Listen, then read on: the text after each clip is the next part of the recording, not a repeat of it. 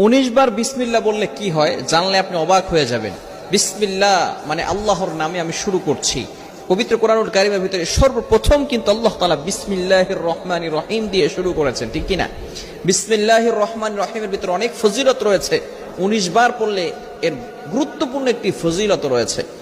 ওমর রাদিয়াল্লাহু তাআলা আনহুর যুগে রোম সম্রাট একবার ওমর রাদিয়াল্লাহু তাআলা আনহুর কাছে এসে হাজির হলেন।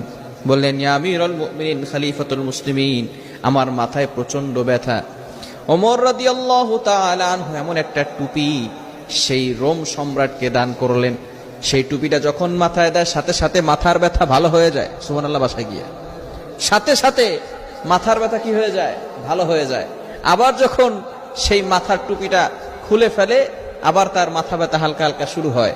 এবার সকলে অবাক হয়ে গেল সেই টুপির ভিতরে কি আছে। ওমর ইবনুল খাত্তাব রাদিয়াল্লাহু তাআলা আনহু টুপি